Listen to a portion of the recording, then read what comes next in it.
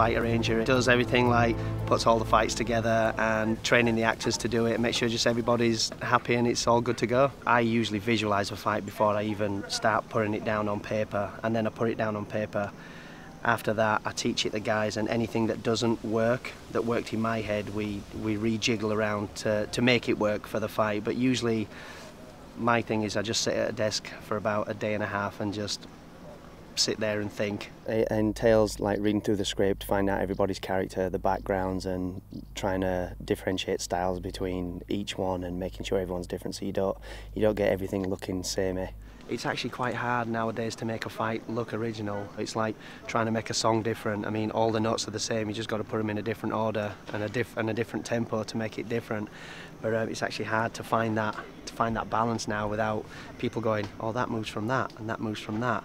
I was pretty fortunate with these guys. They're all pretty athletic young lads, so I didn't really have to do much training with them. I just had to like do a little bit of basic sword handling and how to strike and follow through without actually extending the sword to hit and stuff like that. But they all seem to grasp it pretty well.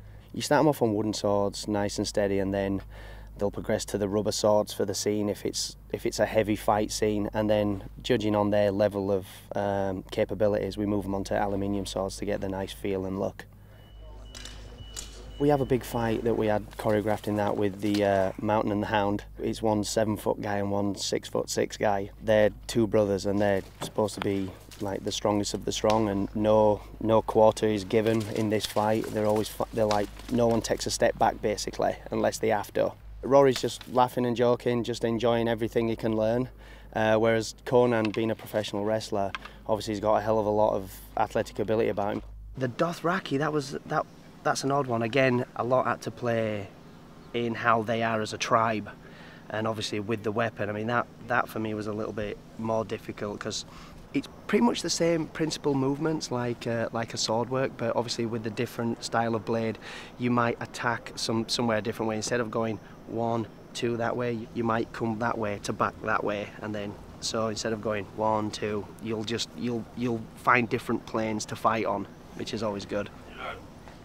For some reason, they like having multiple man fights in this. We had the Hill Tribe fight where usually it was about 3, 4, 5, 6 guys onto one because obviously it's an ambush, so it's trying to make each one look different and look cool at the same time while sticking with everybody's style. Basically, you just have about 20 stunt guys just running down a hill fighting all the actors, which is a bit intimidating.